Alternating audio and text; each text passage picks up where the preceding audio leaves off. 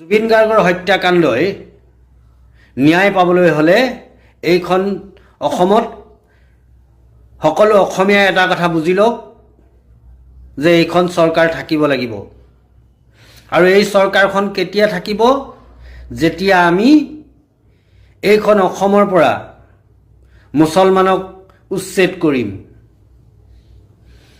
জুবিন গাৰ্গৰ হত্যাকাণ্ডই তেতিয়া ন্যায় পাব যেতিয়া আমি এইখন অসমৰ পৰা মুছলমানক ভোটাধিকাৰ সাব্যস্ত কৰাৰ অধিকাৰ আমি কাঢ়ি ল'ম। এইখন অসমত জুবিন গাৰ্গে তেতিয়া ন্যায় পাব যেতিয়া আমি এটা মিয়া ঠেলাৱালা বা ৰিক্সাৱালাক 5 টকাৰ জেগাত 4 টকা দিম। এইটো কথা অসমবাসীসকলে বুজি লওক। আজি জুবিন গাৰ্গৰ হত্যাকাণ্ডই ন্যায় এই কাৰণেই নাই পোৱা যে একাংশ মুছলমানৰ নাম এতিয়াও ভোটাৰ লিষ্টত সন্নিৱিষ্ট হৈ আছে। গতিকে এই মুছলমানসকলক ভোটাধিকাৰ সাব্যস্ত কৰাৰ যি অধিকাৰ সেই অধিকাৰ কাঢ়ি ল'লেহে জুবিন গাৰ্গৰ হত্যাকাণ্ডই ন্যায় পাব।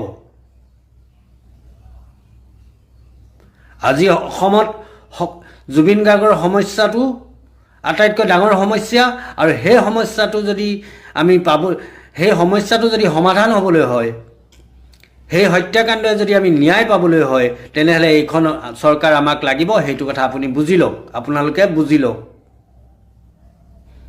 কাৰণ জুবিন গাৰ্গক এইখন চৰকাৰে ইমান বেছি ভাল পায়, যাৰ কাৰণে অসমলৈ প্ৰধানমন্ত্ৰী নৰেন্দ্ৰ মোদী অহাৰ পাছতো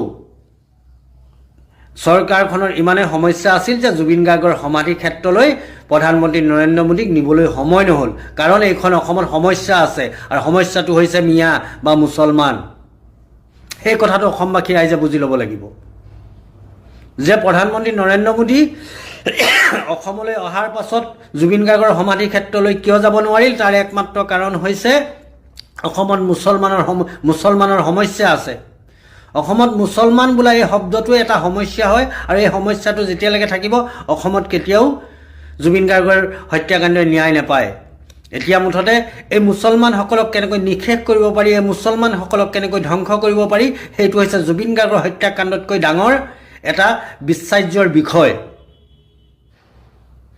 গতিকে আমি অসমবাসীয়ে হিয়াৰ মতো জুবিন গাৰ্গৰ হত্যাকাণ্ডক যদি আমি ন্যায় দিবলৈ হয়, যদি আমি এই নৰাধম কেইটাক যদি শাস্তি পাবলৈ হয়, তেন্তে অসমবাসীয়ে মিয়াক অসমৰ পৰা আঁতৰাব লাগিব, মুছলমানক অসমৰ পৰা আঁতৰাব লাগিব, পুনৰ এইখন চৰকাৰক গাদীত